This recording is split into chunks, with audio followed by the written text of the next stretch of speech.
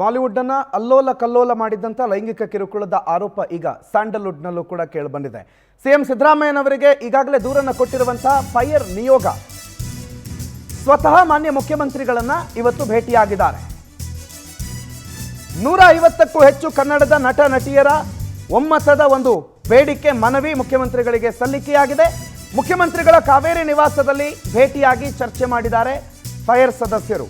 ನಟ ಚೇತನ್, ನಟಿಯರಾದ ಶ್ರುತಿ ಹರಿಹರನ್, ನೀತು ಭೇಟಿಯಾಗಿದ್ದಾರೆ. ಕೇರಳದಂತೆ ಕರ್ನಾಟಕದಲ್ಲೂ ತನಿಖೆಗೆ ಕಮಿಟಿಯನ್ನು ರಚನೆ ಮಾಡಿ ಅಂತ ಸಿಎಂ ಸಿದ್ದರಾಮಯ್ಯನವರಿಗೆ ಮನವಿ ಮಾಡಿದೆ ಈ ನಿಯೋಗ. ನಟಿಯರ ಮೇಲಿನ ದೌರ್ಜನ್ಯ ತಡೆಗೆ ಕಮಿಟಿ ರಚನೆ ಆಗಬೇಕು, ಅದನ್ನು ತನಿಖೆ ಮಾಡಬೇಕು. ಮಲಯಾಳಂ ಚಿತ್ರರಂಗದಲ್ಲಿ ಆಗಿರುವ ಈ ಲೈಂಗಿಕ ದೌರ್ಜನ್ಯವನ್ನು ಹೇಗೆ ಮಲಯಾಳಂನಲ್ಲಿ ನಿಯೋಗವೊಂದನ್ನು ರಚನೆ ಮಾಡಿ ಕಮಿಟಿ ರಚನೆ ಮಾಡಿ ಅದರ ಮುಖಾಂತರ ಹೊರಗೆಳೆದ್ರು, ಅದೇ ರೀತಿ ಕರ್ನಾಟಕದಲ್ಲೂ ಅದೇ ರೀತಿಯ ಕೃತ್ಯಗಳ ಆಗಿರಬಹುದು.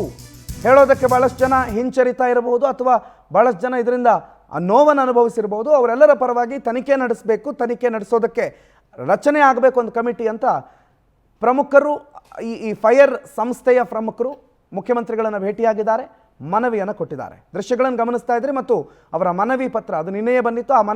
ಆ ಪತ್ರವನ್ನು ಸ್ವತಃ ಭೇಟಿಯಾಗಿ ಮುಖ್ಯಮಂತ್ರಿಗಳಿಗೆ ತಲುಪಿಸಿದ್ದಾರೆ. ಆದರೆ ಕರ್ನಾಟಕದ ಸ್ಯಾಂಡಲ್ವುಡ್ ಕನ್ನಡ ಚಿತ್ರರಂಗದಲ್ಲೂ ಕೂಡ ಈ ಕ್ಯಾಸ್ಟಿಂಗ್ ಕೌಚ್ ಅಥವಾ ಈ ಲೈಂಗಿಕ ದೌರ್ಜನ್ಯ ಆಗಿದೆ ಅನ್ನುವ ವಿಚಾರ ಹೌದೋ ಅಲ್ವೋ ಅನ್ನೋದು ತನಿಖೆಯ ನಂತರ ಸಾಬೀತಾಗಬೇಕು. ಹೌದು ಅಂತಾದರೆ ಇದರಲ್ಲಿ ಯಾರ್ಯಾರು ಬೆತ್ತಲಾಗ್ತಾರೆ ಅನ್ನುವುದು ಕೂಡ ಬಹಳ ಕುತೂಹಲ ಕಾರಣ ಆಗಿದೆ. ಮಲಯಾಳಂ ಚಿತ್ರರಂಗದ ಪ್ರಮುಖ ನಟ ನಟಿಯರು ಈ ಆರೋಪಗಳನ್ನು ಮಾಡಿದ್ರು, ಪ್ರಮುಖರು ಅಂತ ಕರೆಸ್ಕೊಂಡಿರೋರು ಈ ಆರೋಪದಲ್ಲಿ ಸಿಕ್ಕಾಕೊಂಡ್ರು. ಕರ್ನಾಟಕದಲ್ಲೂ ಅಂಥದ್ದೇನಾದರೂ ಬೆಳವಣಿಗೆ ಆಗುತ್ತಾ? ಮುಂದಿನ ನಡೆ ಏನಾಗುತ್ತೆ ಸರ್ಕಾರದ್ದು ಕಾದು ನೋಡಬೇಕು. ಮಲಯಾಳಂನಲ್ಲಿ ಹೇಮಾ ಕಮಿಟಿ ರಚನೆ ಆಗುತ್ತೆ. ಹೇಮಾ ಕಮಿಟಿ ಈ ವಿಚಾರದ ತನಿಖೆಯನ್ನು ಆರಂಭ ಮಾಡುತ್ತೆ. ಆ ತನಿಖೆಯಲ್ಲಿ ಭಾಳಷ್ಟು ದೊಡ್ಡ ದೊಡ್ಡ ನಟರು ಅಂತ ಕರೆಸ್ಕೊಳ್ಳೋರು ಈ ಲೈಂಗಿಕ ದೌರ್ಜನ್ಯದಲ್ಲಿ ಪ್ರಕರಣದಲ್ಲಿ ಭಾಗಿಯಾಗಿದ್ದಾರೆ ಅನ್ನುವ ವಿಚಾರಗಳು ಬರ್ತಾ ಇದ್ದಂಗೆ ಇಡೀ ಮಲಯಾಳಂ ಚಿತ್ರರಂಗ ತಲ್ಲಣ ಆಗುತ್ತೆ. ಅದಾದ ಮೇಲೆ ಪ್ರಕರಣ ಹೊರಗಡೆ ಬಂದ ಮೇಲೆ ಒಬ್ಬರಾದ ಮೇಲೆ ಒಬ್ಬರು ನಮ್ಮ ಮೇಲೂ ದೌರ್ಜನ್ಯ ಆಗಿದೆ ಅಂತ ಹೇಳಿ ಹೊರಗಡೆ ಬರ್ತಾರೆ. ಮಲಯಾಳಂ ಚಿತ್ರರಂಗದ ಅಧ್ಯಕ್ಷರು, ಕಲಾವಿದರ ಸಂಘದ ಅಧ್ಯಕ್ಷರು ರಾಜೀನಾಮೆ ಕೊಡುವಂಥ ಪರಿಸ್ಥಿತಿ ನಿರ್ಮಾಣ ಆಗುತ್ತೆ. ಇಡೀ ಮಲಯಾಳಂ ಚಿತ್ರರಂಗವೇ ಅಲ್ಲೋಲ ಕಲ್ಲೋಲ ಆಗಿರುವಂಥ ಸಂದರ್ಭದಲ್ಲಿ ಕರ್ನಾಟಕದಲ್ಲೂ ಕೂಡ ಈ ಕೂಗು ಕೇಳಿ ಬರ್ತಾ ಇರೋದು ಕರ್ನಾಟಕದಲ್ಲಿ ಆಗಿರುವಂಥ ದೌರ್ಜನ್ಯ ಅಥವಾ ಒಂದು ಸೇಫ್ ಎನ್ವೈರ್ನ್ಮೆಂಟನ್ನು ಕ್ರಿಯೇಟ್ ಮಾಡಬೇಕು ಅನ್ನುವ ಹಿನ್ನೆಲೆಯಲ್ಲಿ ಕನ್ನಡದ 150ಕ್ಕೂ ಹೆಚ್ಚು ನಟ ನಟಿಯರು ಈ ಮನವಿಯನ್ನು ಮುಖ್ಯಮಂತ್ರಿಗಳಿಗೆ ಮಾಡಿಕೊಂಡಿದ್ದಾರೆ. ರೂಪೇಶ್ ಈ ಬಗ್ಗೆ ಹೆಚ್ಚಿನ ಮಾಹಿತಿಯನ್ನು ಕೊಡ್ತಾರೆ. ರೂಪೇಶ್, ನಿನ್ನೆ ಒಂದು ಪತ್ರ, ಇವತ್ತು ನೇರ ಭೇಟಿ. ಏನು ನೇರ ಭೇಟಿ ಆಗುವಂಥ ಅರ್ಜೆನ್ಸಿಯಲ್ಲಿತ್ತ ಅಥವಾ ಅಂಥ ಗಂಭೀರವಾಗಿ ಏನಾದರೂ ಪ್ರಕರಣಗಳು, ಅಂಥ ಲೈಂಗಿಕ ದೌರ್ಜನ್ಯ ಏನಾದರೂ ಕನ್ನಡ ಚಿತ್ರರಂಗದಲ್ಲಿ ಆಗಿದೆ ಅನ್ನುವಂಥ ಅನುಮಾನಕ್ಕಿದ ಕಾರಣನಾ? ಪ್ರಣೋತ್, ಸಿಎಂ ಸಿದ್ದರಾಮಯ್ಯನವ್ರನ್ನ ಇವತ್ತು ಫೈರ್ ಸಂಘಟನೆಯ ನಿಯೋಗ ಇವತ್ತು ಸಿಎಂ ಸಿದ್ದರಾಮಯ್ಯನವರು ಭೇಟಿಯಾಗಿ ಒಂದಿಷ್ಟು ಚರ್ಚೆಯನ್ನು ಮಾಡ್ತು. ಸಿಎಂ ಇವತ್ತು ಅರ್ಜೆಂಟಲ್ಲಿದ್ದರು, ಅಪಾಯಿಂಟ್ಮೆಂಟ್ ಏನು ಫಿಕ್ಸ್ ಆಗಿರಲಿಲ್ಲ. ಆದರೂ ಕೂಡ ಫೈರ್ ನಿಯೋಗ ನಿನ್ನೆ ಬಹಿರಂಗ ಪತ್ರವನ್ನು ಬರೆಯಿತು. ಬಹಿರಂಗ ಪತ್ರವನ್ನು ಸಿಎಂ ಬರೆದು ಅದಾದಮೇಲೆ ಸಿಎಂ ಭೇಟಿ ಆಗಿಲ್ಲ ಅಂತ ಹೇಳಿದ್ರೆ ಬೇರೆ ಸಂದೇಶ ಹೋಗುತ್ತೆ.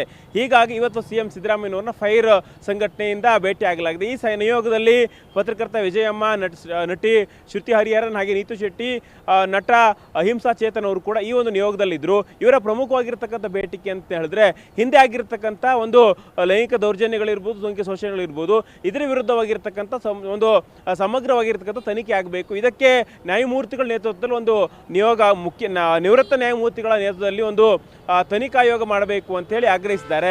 ಯಾಕಂತ ಹೇಳಿದ್ರೆ ಕೇರಳದಲ್ಲಿ ಹೇಮಾ ಆಯೋಗ ಒಂದಿಷ್ಟು ವರದಿಯನ್ನು ಕೊಟ್ಟಿತ್ತು. ಈ ವರದಿ ಆಧಾರದಲ್ಲಿ ಸಾಕಷ್ಟು ಪ್ರಕರಣಗಳು ದಾಖಲಾಗ್ತಾ ಇದೆ. ಹೀಗಾಗಿ ಅಲ್ಲಿ ದೊಡ್ಡ ಮಟ್ಟಕ್ಕೆ ಕೇರಳದಲ್ಲಿ ಯಾವ ರೀತಿಯಾಗಿ ಒಂದು ಮಹಿಳಾ ದೌರ್ಜನ್ಯ ಆಗ್ತಾ ಇದೆ ಎಲ್ಲವನ್ನೂ ಕೂಡ ಬಿಚ್ಚಿಟ್ಟಿತ್ತು.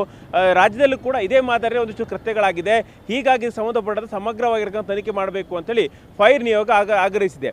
ಅದೇ ರೀತಿಯಾಗಿ ಒಂದಿಷ್ಟು ಕೈ ಘಟನೆಗಳು ಅವರವ್ರಿಗೆ ಆಗಿದೆ ಅಂತ ಹೇಳಿ ನೀತು ಶೆಟ್ಟಿ ಅವರು ಕೂಡ ಹೇಳಿದ್ರು. ಅದಾದ ನಂತರ ಮೀಟು ಪ್ರಕರಣವನ್ನು ಆರೋಪ ಮಾಡಿದಂಥ ನಟಿ ಶ್ರುತಿ ಹರಿಹರನ್ ಕೂಡ ಹೇಳ್ಕೊಂಡಿದ್ದಾರೆ. ಹೀಗಾಗಿ ಒಂದಿಷ್ಟು ವಿಚಾರಗಳು ಈಗಾಗಲೇ ಫೈರ್ಗೆ ಒಂದಿಷ್ಟು ದೂರುಗಳು ಕೂಡ ಬಂದಿದೆ.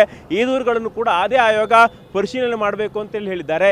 ಹೀಗಾಗಿ ಈಗಾಗಲೇ ಫೈರ್ಗೆ ಒಂದಿಷ್ಟು ದೂರುಗಳು ಬಂದಿರೋದ್ರಿಂದ ಆ ಒಂದು ದೂರಿನ ಅಂಶಗಳು ಎಲ್ಲವನ್ನೂ ಇಟ್ಟುಕೊಂಡು ಅಷ್ಟು ಮುಂದೆ ಬನ್ನಿ, ಹೀಗಾಗಿ ಸಮಗ್ರವಾಗಿರ್ತಕ್ಕಂಥ ಚರ್ಚೆಯನ್ನು ಮಾಡೋಣ, ನಿಮಗೋಸ್ಕರ ವಿಶೇಷವಾಗಿರತಕ್ಕಂಥ ಅಪಾಯಿಂಟ್ಮೆಂಟ್ ಕೂಡ ಕೊಡ್ತೀನಿ ಅಂತೇಳಿ CM ಸಿದ್ದರಾಮಯ್ಯ ಸೂಚನೆಯನ್ನು ಹೇಳಿದ್ದಾರೆ. ಹೀಗಾಗಿ ಇನ್ನೊಂದು ಮುಂದಿನ ಭೇಟಿಯಲ್ಲಿ ಎಲ್ಲ ದಾಖಲೆಗಳಿರ್ಬೋದು, ಏನೆಲ್ಲ ವಿಚಾರಗಳಿದೆ, ಯಾವ ಮಾದರಿಯಲ್ಲಿ ಸಮಿತಿ ರಚನೆ ಮಾಡಬೇಕು, ಎಲ್ಲ ವಿಚಾರವನ್ನು ಕೂಡ ಚರ್ಚೆ ಮಾಡೋಣ ಅಂತೇಳಿ CM ಸಿದ್ದರಾಮಯ್ಯ ಹೇಳಿದ್ದಾರೆ. ಹೀಗಾಗಿ ಇದಕ್ಕೆ ಫೈರ್ ನಿಯೋಗನೂ ಕೂಡ ಒಪ್ಪಿಕೊಂಡಿದೆ. ಮುಂದೆ ಇನ್ನೊಂದು ವಾರ ಅಥವಾ 15 ದಿನಗಳಲ್ಲೇ ಈ ಒಂದು ಇನ್ನೊಂದು ಭೇಟಿಯನ್ನು ಮಾಡೋಣ, ಭೇಟಿಯಲ್ಲಿ ಸಮಗ್ರವಾಗಿರ್ತಕ್ಕಂಥ ವಿಚಾರವನ್ನು ಚರ್ಚೆ ಮಾಡೋಣ ಅಂತ CM ಸಿದ್ದರಾಮಯ್ಯ ಹೇಳಿದ್ದಾರೆ. ಆ ಭೇಟಿಯಲ್ಲಿ ದಾಖಲೆಗಳ ಸಮೇತವಾಗಿ ಫೈರ್ ದೂರು ಕೊಡಬಹುದು. ಈ ದೂರಿನ ಆಧಾರದಲ್ಲಿ CM ಅವರು ಒಂದು ಆಯೋಗ ರಚನೆ ಮಾಡಬಹುದು. ಪ್ರಣುತ್, ಥ್ಯಾಂಕ್ ಯು ರೂಪೇಶ್ ಮಾಹಿತಿಗೆ.